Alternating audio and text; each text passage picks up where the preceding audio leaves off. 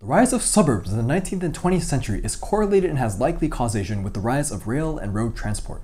The suburban population of North America exploded with the end of World War II with strong domestic economic expansion.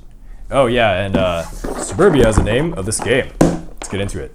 Whoa, dude, you see that factory? We dump into that ditch right there. Free real estate. Suburbia is a Euro-styled city-building game for 2 to 4 players. Wait, 2 to 4? Daniel, who in their right mind would play this game with 2 or 4 players and not 3 players? I don't know, but there's a plane that's coming by. Yeah, that plane probably would, actually. Suburbia is a Euro-styled city-building game for 3 players that plays and advertised in 90 minutes, but tends to run way above that predicted time length for newcomers. Players take turns buying hexagonal tiles from the middle of the board to add to their city. Tiles will either help your city get an influx of people, raise your population growth or income, and whoever has the most people in their city wins at the end of the game. Now to show you what you get when you buy the game. Suburbia. It's loud. Okay, so we got this reference booklet right here. This instruction booklet. This is a scoreboard, universal. Then we got, this is where the real estate area goes. Goals. 4-player reference tiles, very nice. Okay, so right here, I have to tell you guys, just a quick disclaimer, I did decide to foam core my version. If you buy it, you will not get anything that looks like this, you'll get a bunch of plastic baggies. All the player markers, player boards to go with those markers, same colors. So the money, we got your 10 million, 5 million, and your measly 1 million. First player marker made out of wood, but it feels kind of weird. It feels like you would hold it and it'd be like an eraser type of thing, but it's like fraying or something like when I touch it. Then we got some C tiles here. So we got C tiles, A tiles here, B tiles here. Obviously that's not all of them, but I don't want to take them all out and make a mess. Basic tiles here. Okay, these are gold tiles. Then the infamous one more round marker. And then this is the rest of the player board. This is where all the tiles go, and this is where the money goes. Yeah, now let's get into how we actually play this game, TLDR version. The goal of the game of Suburbia is to have the most population. This is denoted by this board. Now you have your tracker, which shows you how many points you have. But the gameplay core is buying stuff from the market and adding it to your city. Now there's 2 ways to increase your population. One main way is buying these green tiles, which give you a flat amount of population to your city. Another way to increase it is by buying gray tiles, which increase your reputation. Now the reputation is kind of how your city is viewed in the eyes of the public, meaning that a better reputation attracts more people, a worse reputation will have people leave your city. Now to buy any single tile in the game, you need money. And the main way to get money is through income every turn. Now income is usually raised by buying these blue and yellow tiles. Like reputation, your income number gives you that much money at the end of your turn. So reputation gives you people, income gives you money. The game is a constant balancing act of reputation and income. More of one tends to decrease the other. In its totality, the game of Suburbia will take place over 3 phases in this order: A phase, B phase, and then C phase. Now in this C tile stack, eventually you will flip over this last round marker, which means that there's one last round before the game will end. And then when the game ends, you want to check your population based off of this board. And then you have bonuses that you tally at the end. Whoever has the most wins the game. Time for the pros of Suburbia. The first pro is regarding this population board. Track. See all these red lines right here? So every time you move up, and sometimes you'll cross a red line. And what that means is that every time you cross one of these lines, you're going to reduce your income and population growth by 1 number each. Now, this sounds really simple, but you see all these red lines really stacking up later in the game. That means if you rush ahead too early, you're gonna get punished. And also it just makes you think of more creative ways to boost your city, because you can't just suddenly put a lot of people in your city at once. You have to have it be a gradual increase. Now, the second pro of this game is with regards to all these tiles. Now, all these tiles, they feel good in the hands. Each tile also has tons of information that makes them feel unique and is not too hard to read, especially with the abilities generally being true to their color scheme. The next pro is with regards to another mechanic, which is called the lake mechanic. So instead of buying something, you actually buy it flipped, which means when you put it in your city face down, then you get an instant influx of cash. This lake mechanic is a genius way to ensure quick cash to players who have temporarily found themselves in a money hole, but more often than not, it's a tactically permissible way to deny other players tiles and get money for doing so. The next pro is that the turns in this game are super efficient with no capacity for wasted time. When you play, it is important to not get too engrossed in the thought, your fantasies of how great your city could be, because the game swiftly comes to an end. Now, the decision making to build your own city is concise, even with at least a dozen options to choose from in any given turn. However, you can safely filter out most options if you have a legitimate strategy, giving you 2 to 3 options to think about, reducing analysis paralysis for game groups. It doesn't feel unbalanced if you go first, second, or last due to the nature of seeing what other people get being just as strong as getting a first round pick.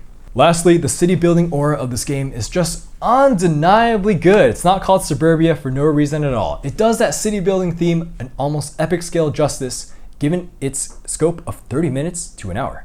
This smooth pace is helped by the tiles constantly shifting down the buying area, also known as the real estate market, and you can control your immigration and emigration, housing supply, entertainment, schooling, shopping, water disposal, transportation, and more. There are tons of chuckles while playing this game as players hypothesize how their city would be like to live in. You can build a city without any public schools, with a giant casino, a city with 3 airports, a city with mostly waste disposal, the list goes on and on. I built a ghetto city with just mostly a bunch of trailer park boys. Another nice pro about this game is these player cheat sheets that the game has given you. Now, these are really nice because they tell you precisely what to do on a turn, all the nuances of placing a tile, and just generally clearing up everything about the game, because this game has a lot going on, especially with the tiles being jam-packed with information. Now, another mechanic that is also great that people backed into a corner financially want to consider are these basic tiles. So you got the suburbs, heavy factories, and community parks. Now, what's great about these is that they represent the essence of each color at the most basic core, but they're also like really cheap. So it's great to be able to buy them at any time and fall back to.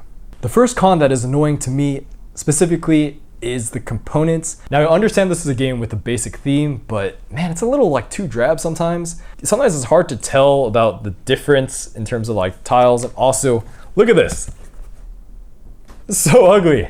This is so freaking ugly. It also just feels like there's not much thought given to it. It's just like a square piece of cardboard. This is like very low effort, like right here. This combined with how big the box is for not that big of a game, and also the component storage just makes it annoying because the component storage came with a bunch of plastic baggies. I could not deal with this, but it's just something like I have to warn people of because without having a foam core, the setup and takedown for this game is just so long.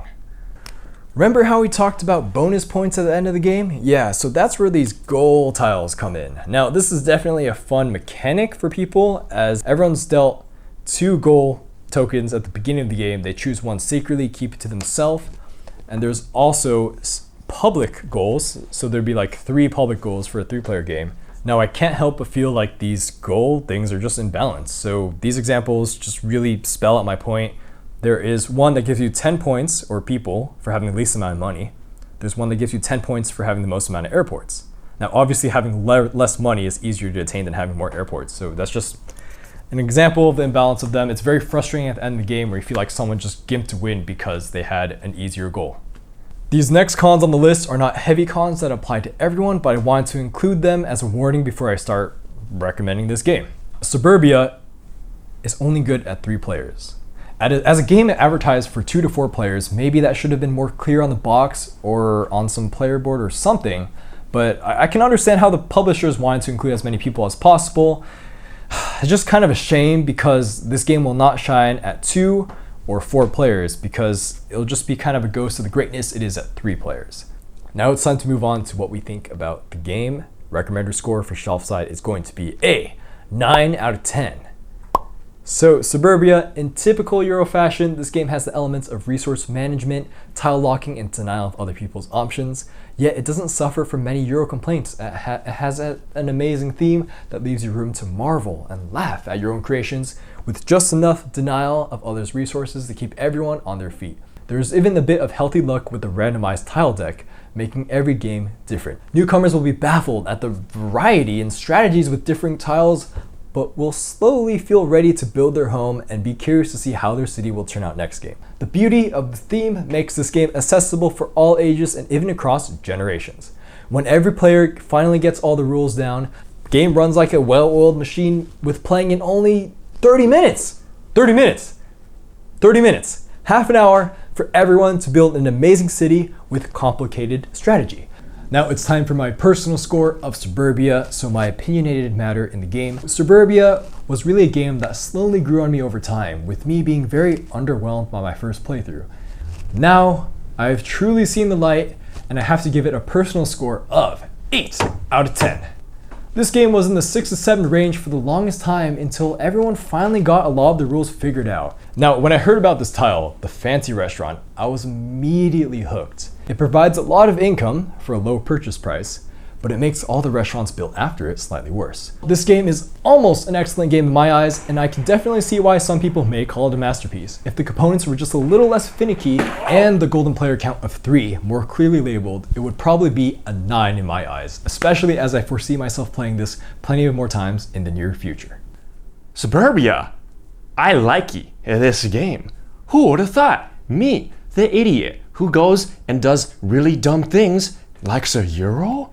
What? The theme of this game is so cool. I love Euro games that have a pretty distinct theme to them that you really get the feel of as you're playing. It gets you so much more invested in building all your own nonsense. And I also have to disagree with Ashton on the aesthetics of the game being because I actually really like them, aside from like the player boards, right? The player boards and the score tracker.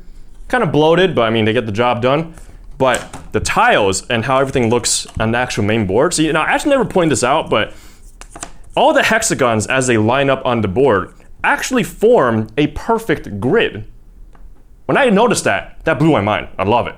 I give this game a 9 out of 10. This game is excellent. Oh my God, I love playing it. The theme of it, when you're doing dumb things that make no sense, like putting your waste yard next to the community park, or putting like a heavy factory and a highway right next to like a residential area. Hilarious, really stupid, makes you feel like a scumbag, but oh my God, if you have jank cities that win you the game, you feel like the most evil idiot, and I absolutely love that feeling. Check out this game. It is good. It is really good. I love counting all the dumb stuff you can do in this game. Make the reputation higher. Yeah. Yeah. Yeah. Oh, and now it's all gone. But I want anyways, because screw the red line mechanic. Woo! Just remember, 3 players is the number to play with for this game, and I'll see you guys in the next Shelfside review. Bye-bye.